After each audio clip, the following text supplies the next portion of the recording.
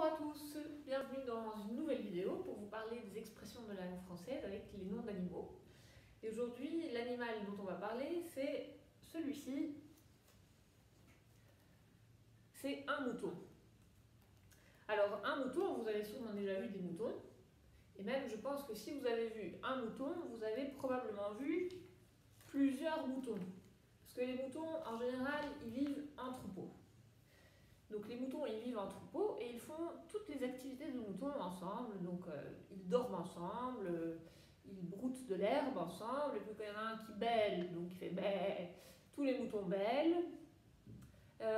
Donc ils sont très solidaires. Bon, en fait, solidaires, oui. Et parfois c'est pratique. Par exemple, imaginez qu'il y a un loup qui va attaquer le troupeau. Alors peut-être que ce mouton-ci, il a vu le loup, donc il va s'échapper. Et vu qu'il y a un mouton qui s'échappe, tous les autres moutons vont s'échapper aussi. Et donc voilà, même si les autres n'ont pas vu le loup arriver, s'il y a un mouton qui s'enfuit, tous les moutons s'enfuient. Donc voilà, le mouton, il ne pense pas vraiment beaucoup, il ne réfléchit pas trop, et il fait ce que les autres font. Alors maintenant que vous savez un petit peu comment le mouton pense, je vais vous raconter une histoire qui est très très ancienne, qui a été écrite par Rabelais. Rabelais, c'est un écrivain de la langue française qui a vécu il y a très très longtemps, il y a plus de 500 ans. Et donc il racontait des histoires, et dans ces histoires, il y avait un héros qui s'appelait Panurge. Alors Panurge, je vous le montre ici, c'est un personnage un peu excentrique, il était habillé de manière un peu originale. Et un jour, Panurge, il prend son bateau pour faire un voyage. Et il part en voyage avec son bateau. Et quand il est dans la mer, il croise un autre bateau sur lequel il y a un marchand.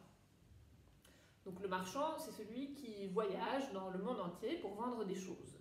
Alors ce marchand, qu'est-ce qu'il avait dans son bateau? Il avait justement un troupeau de moutons. Parce qu'il voulait vendre les moutons. Il voulait aller vendre les moutons dans une autre région. Alors les bateaux se croisent et puis ils commencent à se parler. Donc ils font connaissance, etc. Ils parlent un petit peu. Et le marchand il lui dit: ah, Panurge, tu es vraiment habillé de manière un peu ridicule. C'est vraiment... Voilà, moi j'oserais pas sortir comme ça. Tu as vu comment t'es habillé? Alors il commence à se disputer un petit peu parce que Panurge, évidemment, il est fâché qu'on lui fasse une critique. Alors ils sont fâchés. Et puis il dit: bon, c'est pas grave, on laisse tomber. Donc finalement, ils font la paix, ils deviennent de nouveau amis. Mais Panurge, il a quand même envie de se venger parce qu'il n'était pas très content d'avoir été critiqué. Alors il a une idée. Alors il a dit: écoute, d'accord, on fait la paix, mais avant de partir, je voudrais t'acheter un mouton. Ah! Alors il commence à négocier le prix. Ah, je vais l'acheter pour 100 euros. Non, c'est un peu trop cher. 80, etc. Et finalement, ils se mettent d'accord. Et donc le marchand